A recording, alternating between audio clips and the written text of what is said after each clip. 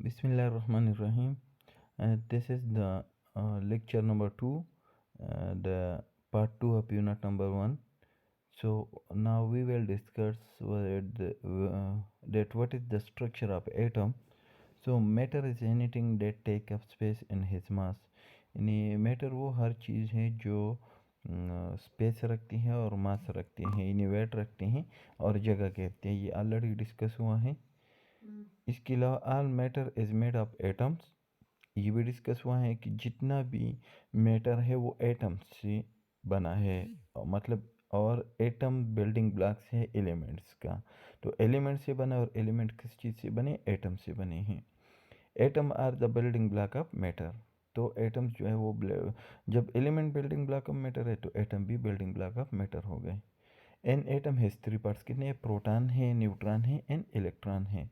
तो प्रोटॉन जो है इस पे हमेशा पॉजिटिव चार्ज होता है, न्यूट्रॉन पे कोई चार्ज नहीं होता और इलेक्ट्रॉन पे जो है वो नेगेटिव चार्ज होता है। और इनमें जो है प्रोटॉन और न्यूट्रॉन जो है वो न्यूक्लियस के अंदर पाए जाते हैं और जो इलेक्ट्रॉन होते हैं वो जो है न्यूक्लियस की जो शेल्स है इनके अराउंड मौजूद होते हैं।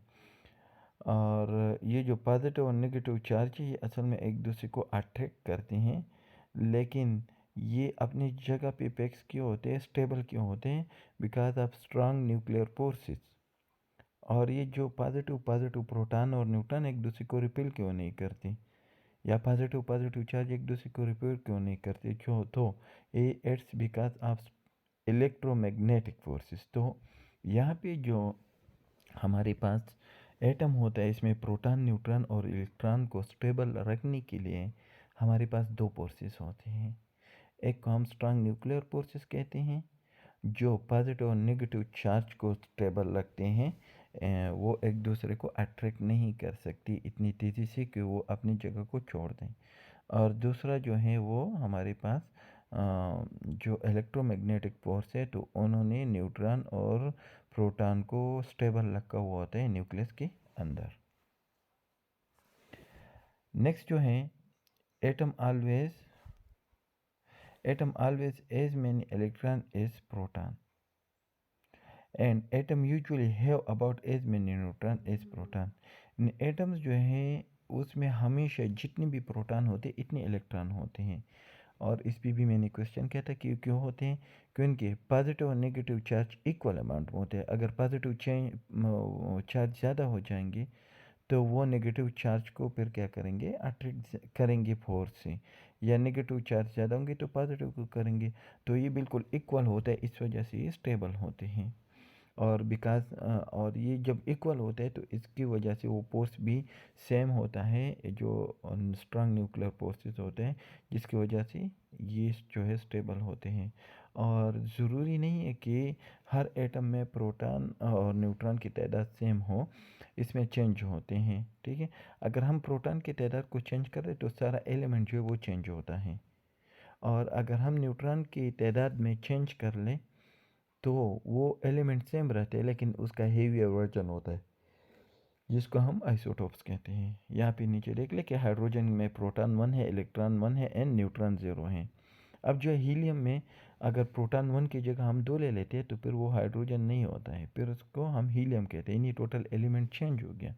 तो प्रोटॉन 2, इलेक्ट्रॉन 2 और न्यूट्रॉन 2। इस तरह अगर हम प्रोटॉन 6 ले लें तो ये फिर न हीलियम है ना हाइड्रोजन है, ये कार्बन है। और इसमें 6 इलेक्ट्रॉन 6 न्यूट्रॉन होते हैं। लेकिन अगर कार्बन ज़रूरी नहीं है कि इसमें 6 प्रोटॉन और 6 न्यूट्रॉन होंगे, अगर इसमें जो है न्यूट्रॉन 8 भी हो सकते हैं। ठीक है, कार्बन 14 में क्या है? 6 प्रोटॉन है, 6 इलेक्ट्रॉन है और 8 न्यूट्रॉन है। या कार्बन 13 का भी एग्जांपल ले ले तो इसमें 7 न्यूट्रॉन है। तो न्यूट्रॉन आइसोटोप जिसे कहते हैं, जो वर्जन हेवियर हो जाता है, तो ये न्यूट्रॉन जो है 6 से 7 या 8 हो जाते हैं। Adding a proton makes a new kind of atom. ठीक है, ये एक न्यू काइंड ऑफ एटम जो है बनाते हैं अगर हम प्रोटॉन को ऐड करें। अगर हम 2 प्रोटॉन को कहें तो वो कभी भी हाइड्रोजन नहीं होगा, या वो कभी भी कार्बन नहीं होगा, वो हीलियम ही होगा। Adding a neutron makes an isotopes of that atom a heavier version of that amount, जिसका जिक्र हमने अभी किया। नेक्स्ट जो है एलिमेंट्स के बारे में कुछ और उन्होंने डिस्कस किया कि elements are the building blocks of all matter. ये तो कई बार हमने बता दिया। The periodic table is a list of all the elements that can build matter. It is a little like alphabet of chemistry. The periodic table tell us several things. इन्हीं periodic table जो हैं ये इसमें जितने भी elements है वो सब के सब जो हैं वो क्या करते हैं, मैटर बनाते हैं। और इनकी जो अल्फ़ाबेट है वो केमिस्ट्री या जो इंग्लिश की अल्फ़ाबेट है इसकी तरह की, मतलब ABCD इस तरह है।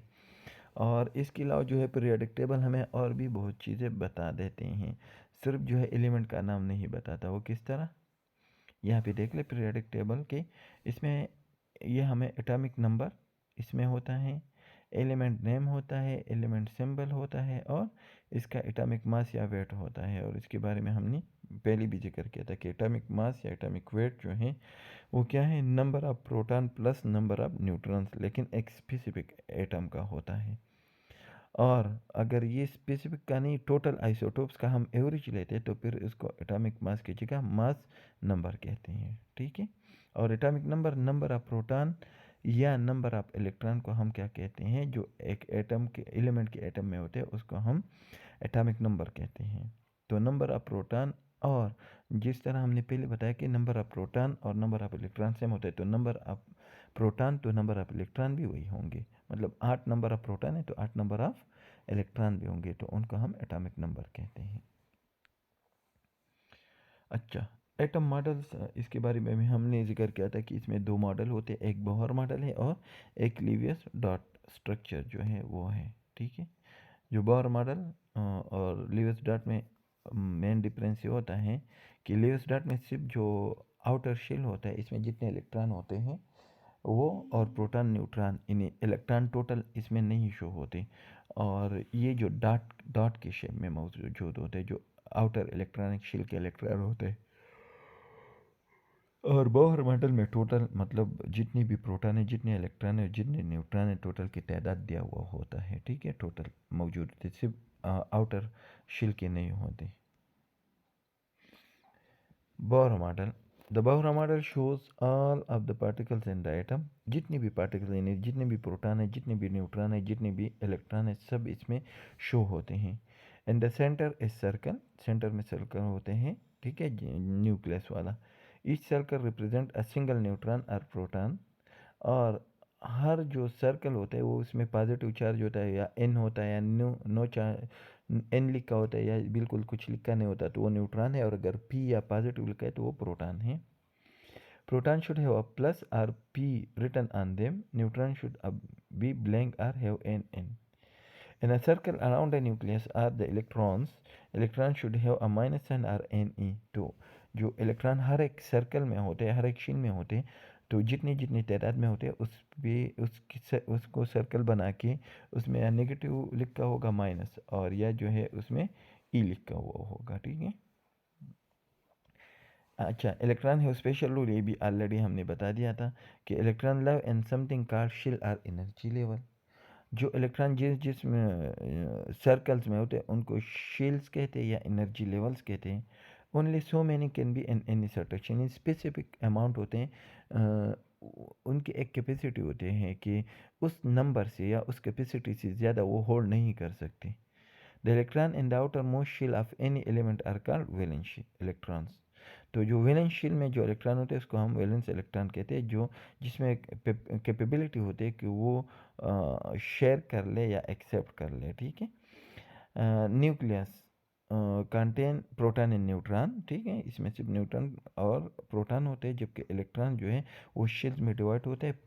फर्स्ट जो शेल है वो मैक्सिमम 2 इलेक्ट्रॉन्स को होल्ड कर सकती है, सेकंड 8 और थर्ड जो है 18 और फोर्थ जो है वो 34 तक वो होल्ड कर सकते हैं, ठीक है। अच्छा, so let's try at how to draw a lithium item. अगर लिथियम आइटम ले तो इसका जो एटॉमिक नंबर है वो 3 है और एटॉमिक मास जो है वो 7 है। तो जब हम इसमें से नंबर ऑफ न्यूट्रॉन को मालूम करते हैं तो जस्टली एटॉमिक वेट से हम एटॉमिक नंबर को या एटॉमिक मास से एटॉमिक नंबर को माइनस करते हैं। तो एटॉमिक मास हमारे पास 7 है और एटॉमिक नंबर 3 है, तो 7 माइनस 3 इज इक्वल टू 4 जो हमारे पास। तो इस तरह हमारे पास जो है वो न्यूट्रॉन की तादाद जो है वो 4 आ गई। How to draw a lithium atom? First look at the periodic table. Second determine the number of protons, यानी कितने number of protons या number of electrons हैं, वो हमारे पास atomic number हैं. इसके बाद जो है हम न्यूट्रॉन्स के नंबर को डिटरमाइन करेंगे. वो किस तरह करेंगे? जिस तरह मैंने अभी बता दिया कि एटॉमिक मास से एटॉमिक नंबर को माइनस करेंगे. Then determine the number of electrons, यानी look at the atomic number. जो एटॉमिक नंबर हैं यानी जितनी इसमें एटॉमिक नंबर ऑफ प्रोटॉन्स है वो हमारे पास नंबर ऑफ इलेक्ट्रॉन होंगे. तो इससे हमें क्या पता चलता है? नंबर ऑफ प्रोटॉन का पता चल जाता है, नंबर ऑफ इलेक्ट्रॉन का पता चलता है क्योंकि वो सेम है दोनों. एटॉमिक मास का या एटॉमिक वेट का पता चल जाता है. और फिर इनमें से जब हम एटॉमिक वेट से या एटॉमिक मास से एटॉमिक नंबर माइनस करते हैं तो हमारे पास न्यूट्रॉन आ जाते हैं, तो हमें न्यूट्रॉन का भी पता चल जाता है. यहाँ पे भी क्या है कि देखें, नंबर ऑफ प्रोटॉन 3 है, नंबर ऑफ इलेक्ट्रॉन 3 है, और नंबर ऑफ न्यूट्रॉन जो है, जो एटॉमिक मास है या एटॉमिक वेट है, इसमें से एटॉमिक नंबर माइनस के तो 7 - 3 is equal to number of neutron is equal to 4. और इलेक्ट्रॉन कन्फिग्रेशन जब क्या है तो 2 इलेक्ट्रॉन जो है फर्स्ट शेल में है और 1 इलेक्ट्रॉन जो है वो सेकंड शेल में, तो टोटल 3 हो गए. अच्छा, Lewis dot structure. The Lewis dot structure is a bit different from the Bohr model. It only shows the element symbol and its outermost electron shell. यानी इसमें कोई प्रोटॉन का नंबर, कोई न्यूट्रॉन का नंबर, कोई फर्स्ट सेकंड शेल का number इस तरह नहीं होता. ओनली सिंबल होता है और जो आउटर शेल होता है इसकी इलेक्ट्रॉन होते हैं, बस सिंपल. इसमें न प्रोटॉन का पता चल जाता है, न न्यूट्रॉन का पता चल जाता है, न बाकी शेल्स में जितने इलेक्ट्रॉन है इनका पता चल जाता है. अंडरस्टैंड? उम्मीद है कि आपको समझ आ गया होगा. ये सब एटॉमिक पार्टिकल्स ये भी ऑलरेडी डिस्कस है कि एक एटम है, इसमें एक न्यूक्लियस होता है और न्यूक्लियस के अंदर फिर प्रोटॉन न्यूट्रॉन होता है और अराउंड द शेल जो है इलेक्ट्रॉन होता है. इलेक्ट्रॉन पे नेगेटिव चार्ज होता है, प्रोटॉन पे पॉजिटिव और न्यूट्रॉन पे न्यूट्रल चार्ज होता है या नो चार्ज होता है. अच्छा, मास नंबर ये भी हमने किया था कि मतलब ये भी number of proton plus number of neutrons है, लेकिन ये सिंगल आइटम का नहीं है. ये जो है जितने भी आइसोटोप्स हैं इन सब को जमा करके, इनके इलेक्ट्रॉन प्लस न्यूट्रॉन को जमा करके, अगर 2 आइसोटोप है तो 2 पे, 3 है तो 3 पे डिवाइड किया है और इसका एवरेज निकाल दिया है. Always a whole number not on the periodic table, और पीरियोडिक टेबल में ये मौजूद नहीं होता है. अच्छा, ये क्लोरीन है तो इसका जो एटॉमिक नंबर है वो 17 है और मास नंबर है 37. तो इससे हम easily number of proton, number of neutron और नंबर ऑफ इलेक्ट्रॉन निकाल सकते हैं. तो एटॉमिक नंबर जो है वो खुद नंबर ऑफ प्रोटॉन भी है और नंबर ऑफ इलेक्ट्रॉन भी है, तो 17 हुआ. और न्यूट्रॉन का हमने बता दिया था कि एटॉमिक मास माइनस एटॉमिक नंबर, तो 37 - 17 इज इक्वल टू 20.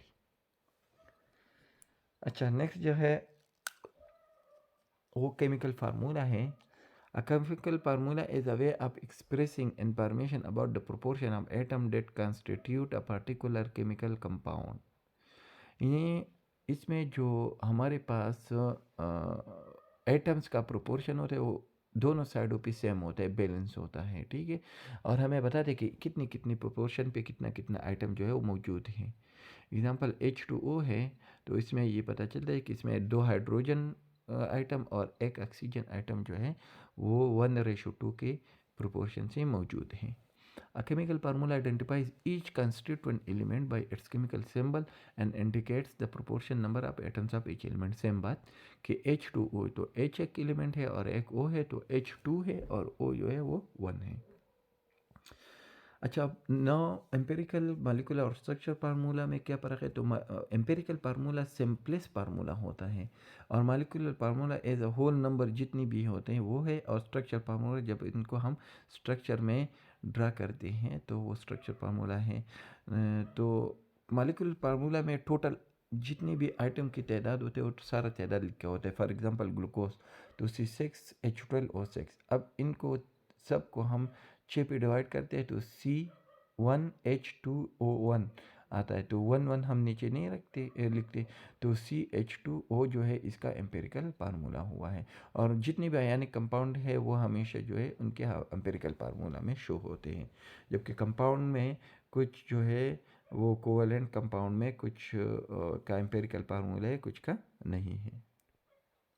ये जो है जिस तरह हमने पहले कहा था कि मॉलिक्यूलर फार्मूला वाटर का H2O है, तो वो जो स्ट्रक्चर फार्मूला इंट वाली पे देख ले तो ये खींचे दरमियान और स्ट्रक्चर फार्मूला HOH जो लिखा है, जिस तरह अमोनिया का, हाइड्रोजन परऑक्साइड का और कार्बन डाइऑक्साइड का।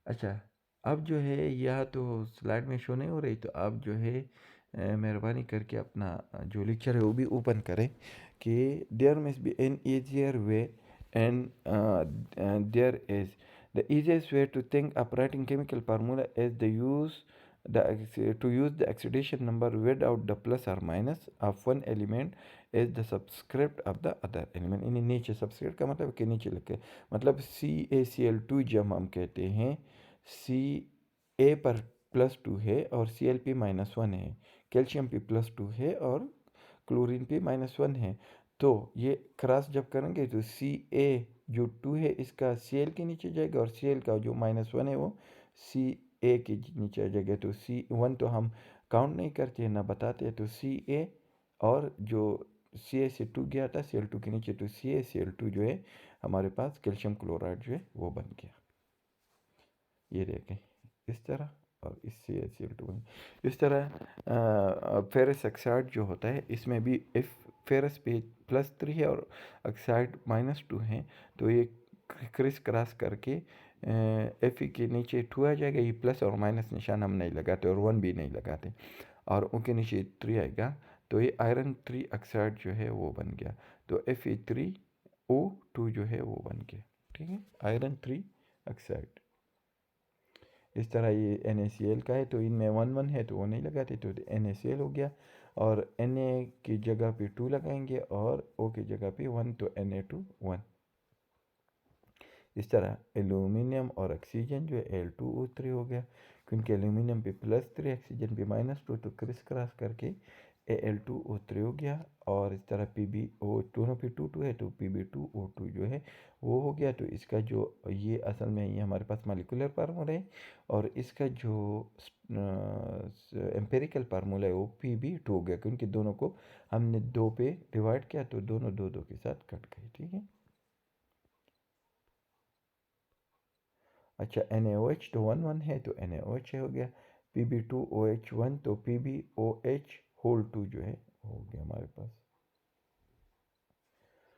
इसके बारे में भी बता दें ऑक्सीडेशन नंबर का, कि जो हमारे पास कॉलम 1 में है तो उनके हमेशा +1 जो है वो हमारे पास नंबर ऑफ ऑक्सीडेशन होंगे, यानी +1 होंगे। इस पर जो 2 में है तो उस पर +2 होंगे, और 13 पे +3, 14 पे +2 और +4, 15 पे -3, 16 पे -2, 17 पे -1, और जो नोबल गैसेस है 18 पे उस पे 0 है, इसका कोई ऑक्सीडेशन नंबर नहीं है। और जो दरमियान में 3 to 12 है वो एक से ज़्यादा होते हैं, मुख्तलिफ होते हैं लेकिन एक से ज़्यादा ऑक्सीडेशन नंबर है। और एक्टिनाइड लेंटेनाइड का 3+ है, और फिर दूसरे का जो है वो 3+ और 4+ जो है वो है। अच्छा, अभी जो है chemical equation, reaction and bonding जो है उसके बारे में पढ़ेंगे। Introduction. Chemical reaction occur when bonds between the outermost part of atom are formed or broken. Chemical reaction involve changes in matter, the making of new materials with new properties or energy changes। यानी chemical reaction होते हैं तो जो reactant होते हैं वो product बनाते हैं, और जो प्रोडक्ट होता है इसकी अलग खसूसियात कैरेक्टरिस्टिक्स होते हैं, उसकी जो है अलग प्रॉपर्टीज़ होते हैं, ठीक है, और इसकी एनर्जी भी चेंजेस होते हैं, तो इसके सब कुछ चेंज हो जाते हैं। तो रिएक्टेंट प्लस रिएक्टेंट हमें प्रोडक्ट देते हैं, और जो प्रोडक्ट है इसके कैरेक्टरिस्टिक्स टोटली जो है वो डिफरेंट होंगे। Chemical reaction are describe using a short hand card a chemical equation. तो केमिकल इक्वेशन हम केमिकल फार्मूले में लगाते हैं, तो इक्वेशन में दोनों तरफ पे बैलेंस होते हैं। अगर रिएक्टेंट में 2 रिएक्टेंट हैं, एक और एक रिएक्टेंट है, तो प्रोडक्ट में भी जो 2 है वो उसका तादाद 2 होगा और एक का 1 होगा, वो चेंज नहीं होंगे। बैलेंसिंग इक्वेशन, और इसे बैलेंसिंग इक्वेशन कहते हैं कि दोनों साइड पे बैलेंस होगी, जितने भी आइटम एक साइड पे होंगे इतने आइटम जो है वो दूसरे साइड पे होंगे। Chemical equation shows the conversion of reactants. The molecule traditionally shown on the left of the arrow. In reactant जो होते हैं वो usually left side पे होते हैं, and to products the molecule traditionally shown on the right of the arrow. तो usually मतलब ज़रूरी नहीं लेकिन यूजुअली जो है जो हमारे पास मॉलिक्यूल होते हैं जो रिएक्टेंट्स होते हैं वो राइट साइड पे होते हैं और जो प्रोडक्ट होती है वो लेफ्ट साइड पे होती है. A plus sign shows that the compounds on the left of the arrow combine to form the product or product on the right of the arrow. यानी जब प्लस होता है तो एक रिएक्टेंट और दूसरे रिएक्टेंट के दरमियान प्लस होता है और वो जो है हमें प्रोडक्ट दे देते हैं. The arrow as it is react to yield. For example, C plus O2 goes to CO2 to C plus oxygen. C यानी कार्बन प्लस ऑक्सीजन और ये जो एरो का निशान है इसके लिए हम क्या कहेंगे carbon plus oxygen reacts to yield carbon dioxide. तो ये एरो की जगह हम रिएक्ट्स टू यील्ड कहते हैं. This reads carbon plus oxygen reacts to yield carbon dioxide. ठीक है. चारकोल वाला भी बता दिया था कि charcoal use and grill is basically carbon. जो हम तिक्के वगैरह बनाते हैं ग्रिल बनाते हैं तो इसमें जो कोयला हम यूज़ करते हैं वो बेसिकली क्या है वो कार्बन है. The carbon reacts with oxygen to yield carbon dioxide. और जब उनको हम क्या करते हैं हवा देते हैं या खुली ऑक्सीजन प्रोवाइड करते हैं तो उसमें वो जो है आग पकड़ते हैं क्योंकि वो क्या करते हैं ऑक्सीजन के साथ मिलते हैं और कार्बन डाइऑक्साइड बनाते हैं. The chemical equation for this section C+O2 goes या yield to react carbon dioxide contains the same carbon plus oxygen react to yield carbon dioxide contain the same information as the English sentence but has quantitative meaning as well. Quantitative meaning ये है कि मतलब यहाँ पे carbon एक है और दो जो है ऑक्सीजन है तो अभी भी कार्बन एक है और दो ऑक्सीजन है. An equation is balanced when the total number of atoms of each element occur the same number of times on both sides of the equation. यानी बैलेंस होते हैं एक साइड पे जितने एटम्स होते हैं वो दूसरे साइड पे होंगे. लैब कंजर्वेशन ऑफ मास ये तो खैर बार बार पढ़ा है आप लोगों ने कि atoms are neither created not destroyed in a chemical reaction लेकिन चेंज वो जो फॉर्म जो है वो चेंज होते हैं. They may how your be combined differently are converted into energy. या तो प्रोडक्ट एक डिफरेंट प्रोडक्ट बना देते हैं या एनर्जी में कन्वर्ट होते हैं. ये देखें सी मीन्स कार्बन ही नहीं one item of carbon. O means oxygen ही नहीं one item of oxygen. O2 means one molecule of oxygen consisting of two atom of oxygen. Usually जब two item या two से ज़्यादा item मिलते हैं तो वो एक molecule बनाते हैं. CO means one item of carbon and one item of oxygen और ये जो है कार्बन मोनोऑक्साइड बनाते हैं. अब ये कार्बन डाइऑक्साइड CO2 बनाते हैं उसमें वन आइटम ऑफ कार्बन होते हैं और टू आइटम ऑफ ऑक्सीजन जो है वो होते हैं. 3CO2 में जो है ये three molecules of carbon dioxide बनाते हैं और हर एक में जो है वन आइटम ऑफ कार्बन होता है और टू आइटम्स ऑफ ऑक्सीजन. तो टोटल इसमें 3 कार्बन आइटम हो गए और 6 जो है वो ऑक्सीजन आइटम हो गए. अच्छा reaction methane reacts with oxygen to carbon dioxide यानी CH4 मीथेन जो है वो टू मालिक्यूल ऑफ ऑक्सीजन के साथ मिला तो ये देखें यहाँ पे 4 ऑक्सीजन है लेफ्ट साइड पे और हाइड्रोजन 4 और कार्बन भी एक है. तो दूसरे साइड पे देखें यहाँ भी कार्बन एक है ऑक्सीजन 2 यहाँ कार्बन डाइऑक्साइड के साथ और 2 जो है वो H2 के साथ है तो 4 हो गई और H2 यहाँ पे H4 है वहाँ पे भी H2 और मल्टीप्लाइड बाई 2 4 हो गए. तो ये बैलेंस इक्वेशन है. ये जो है वो फिर स्ट्रक्चर फार्मूले में लिखा है और फिर नीचे जो है वो मीनिंग लिखा है कि one molecule of methane plus two molecules of oxygen ये react to yield one molecule of carbon dioxide plus two molecules of water. Compare the number of each kind of atom in the balance equation with the number of each kind of atom in the sketch representation या the product. Both the equation and the sketch have the same number of atoms and the reactants and in the products. बिल्कुल same है. अच्छा types of chemical reaction. There are 5 types of chemical reaction we will talk about. तो इसमें total असल में मैंने आपको बताया था कि 8 है तो 3 जो है वो मैंने आप लोगों को किस में दिया है वो मैंने आप लोगों को असाइनमेंट में दिया है जो आप मुझे इंशाल्लाह अगले क्लास में जो है वो कलेक्ट करके देंगे.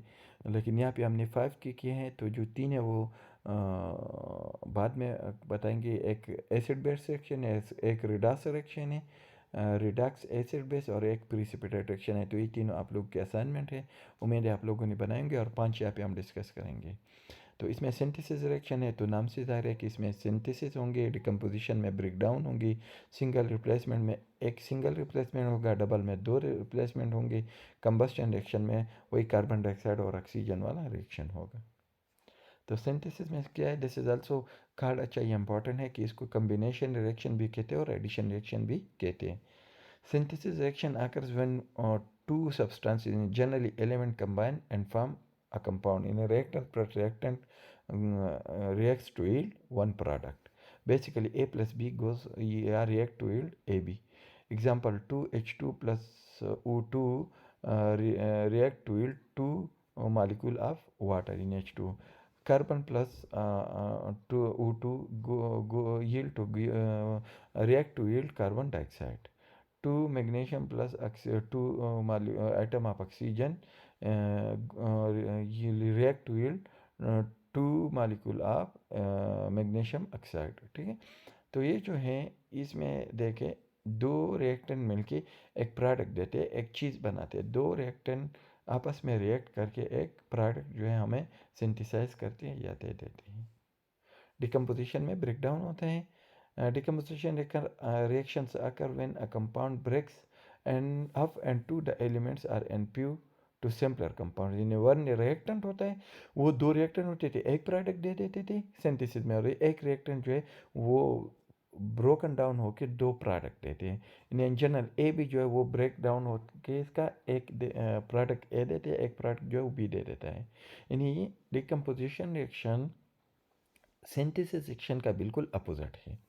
एग्जाम्पल 2H2O, जब ये ब्रेक डाउन होता है तो ये reacts to yield 2H2 plus O2 और 2HGO reacts to yield 2HG plus O2। इस तरह सिंगल रिप्लेसमेंट रिएक्शन में सिंगल रिप्लेसमेंट रिएक्शन आकर when one element replace another in a compound. A metal can replace a metal or a non-metal can replace a non-metal. Element plus compound, तो इसमें usually एक element होता है, एक compound होता है। ये भी याद रखना है कि एक जगह पे दो होंगे, एक जगह पे एक होगा। कंपाउंड हमेशा दो एलिमेंट से बना होता है, तो एक एलिमेंट होगा और एक कंपाउंड होगा, तो टोटल तीन होंगे। तो तीन में जो है वो फिर जो दो थे वो दो में से एक जो है वो एलिमेंट के साथ जो है क्या होगा, रिप्लेस होगा। तो वही एक कंपाउंड की शक्ल में प्रोडक्ट, एक एक एलिमेंट की शक्ल में प्रोडक्ट देगा। तो जो हमारे पास प्रोडक्ट होते हैं रिएक्टेंट्स के मुकाबले में, तो उसमें भी वही एक एलिमेंट होगा और एक कंपाउंड होगा, लेकिन वो जो दोनों एक एलिमेंट और एक कंपाउंड का प्रोडक्ट बना था, उसमें जो कंपाउंड था और पहले वाले कंपाउंड में था, इसमें से एक एक को रिप्लेस कर लिया है उस एलिमेंट ने। ठीक है, तो कंपाउंड से जो एक निकला है वो एलिमेंट बन गया और जो एलिमेंट से निकला है वो कंपाउंड बन गया है। एग्जाम्पल ए प्लस बी सी, तो ए ने उस बी सी के कंपाउंड में से ज्वाइन करके रिएक्ट करके ए सी के साथ रिएक्ट किया और जो बी जो था इस कंपाउंड का वो एलिमेंट बन गया। ठीक है, इस तरह जो है ए प्लस बी से अगर नॉन मेटल है तो वो सी की जगह पे बी के साथ होगा, तो B A plus C. When H2O splits into ions, it splits into H and hydroxyl in OH, not H plus and O minus 2। ठीक, डबल रिप्लेसमेंट रिएक्शन, तो इसमें जो है असल में दो कंपाउंड होंगे और वो भी जो दो कंपाउंड होते वो जब प्रोडक्ट देते तो दोनों प्रोडक्ट वो भी दोनों कंपाउंड होंगे, लेकिन जो पहला कंपाउंड है उसमें से एक एक जो है एक दूसरे के साथ रिप्लेस करते हैं। ठीक है, तो A B plus C D, तो ए ने डी के साथ रिप्लेस किया और सी ने बी के साथ जो है रिप्लेस किया। एग्जाम्पल है silver nitrate plus sodium chloride, तो ये क्या हमें देते हैं, sodium nitrate plus silver chloride. Combustion reaction, ये भी ऑलरेडी हमने जिक्र किया। Combustion reaction is a reaction in which substance react with oxygen usually the rapid release of heat to produce a flame. तो इसमें ज़रूरी ये बात याद रखनी है कि इसमें जो है ऑक्सीजन जो है वो कार्बन के साथ रिएक्ट होगा और इसके मुकाबले में जो हमें मिलेगा, जो हमें रिजल्ट देगा, उसमें कार्बन डाइऑक्साइड के साथ साथ क्या होगा, हीट और फ्लेम जो है वो भी होगा, यानी आग भी होगा इसके साथ। General formula of combustion reaction is hydrogen plus oxygen react to yield carbon dioxide. ठीक है, और ये फार्मूला हमने ऑलरेडी किया है। तो this is the assignment for you people, acid base and Redux reaction, और इसके साथ जो है प्रिसिपिटेट रिएक्शन था। तो उम्मीद है कि आप लोगों को अच्छी तरह से समझ आ गए होंगे इंशाल्लाह, और अगले क्लास में इंशाल्लाह यूनिट नंबर 2 हम स्टार्ट करेंगे। Thank you very much and अल्लाह हाफिज़।